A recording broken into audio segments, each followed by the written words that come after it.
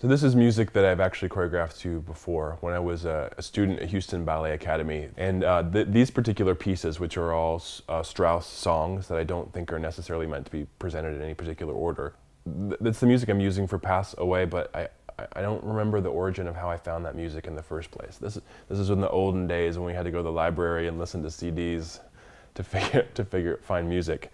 And it's music that I just think is really gorgeous, and it's the way that I came to and fell in love with Jesse Norman. The songs are simple and straightforward, leaving room for an artist of that caliber to really emotionally embody these incredible songs. And so I just liked them. I mean, and I think that piece back then was kind of a turning point for me. I think it was a big evolutionary moment when I was a very young choreographer. I discovered a lot in the making of that piece. And so in approaching this work, I really wanted to find a piece of classical music. I tend to shy away from classical music because I think it can make one lazy, it can make me lazy, because it can be so rich and textured. And if you're talking about a symphonic piece, I could basically just follow the roadmap of that and make an interesting piece. But in the end, that feels exploitative. If I don't have something to add to that piece of music, then why am I the person that is going to use it to make a dance piece, that I'm just using the composer? And so I really sweated it, trying to find the right piece. It was exciting to think of returning to something that I knew, music I was familiar with. I had made a piece to it more than 20 years ago, so at some level it's a part of my DNA, and I don't have any less fondness for that music now than I did back then. And in fact, these pieces are unique in that I love them more the more I hear it in rehearsal. Sometimes music can be maddening when you listen to it 1,000 times in the day. But this, every day I find new nuance that's really, really gorgeous.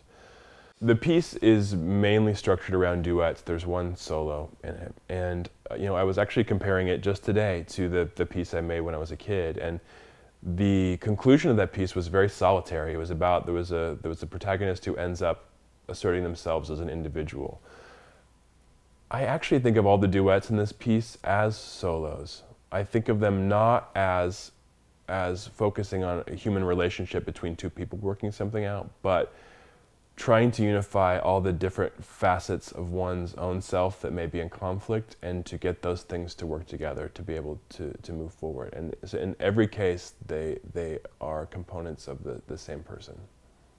I'm finding that there are some similarities between the original piece and the work that I'm making now, and I'm finding that after choreographing it. I did not set out with the intent of covering the same subject matter, and really the only similarity is I remember one gesture from the original piece, and I used that one gesture. In fact, I started with that gesture. That was the point of departure for this work, and it's when Rachel walks up to Ben and shoots her hand off into the distance. That stuck with me. And I like the idea of having that connection and just seeing where it goes. And actually, as a more mature human being now, where do I go from that point all these years later?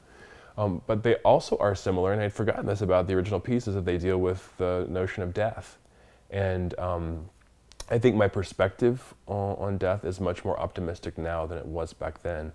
If I really think back and question my motives, because I think I was a less conscious choreographer back then, but if I think now, it was about in essence shedding a young version of myself and becoming an adult.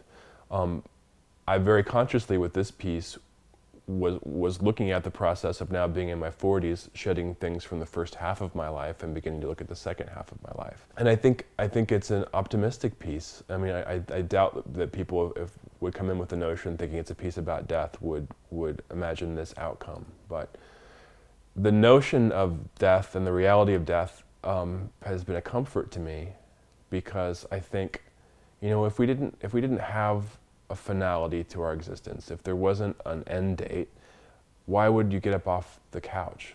What would be the reason to not watch TV all day? Because you have an infinite amount of time to accomplish what you want to accomplish. But it's the finite nature of that time that you have on this earth that actually motivates you to act. And I use it as a determination for if I'm in decision making. Like if I'm faced with a tough decision and I think, well, you could die right after you make that decision, and you could, all of us could. what would be the decision you would be happiest with as your last on this earth? And then suddenly decisions become very clear and simple. And so then I tend to really like value that death metaphor in life. We go through a million little deaths all day long, and I guess the conclusion and what I come to in exploring this piece is the most complete that death can be, the most we can go through whatever level of mourning is attached to that and utterly let something go, the happier we are and the easier it is to move forward through life.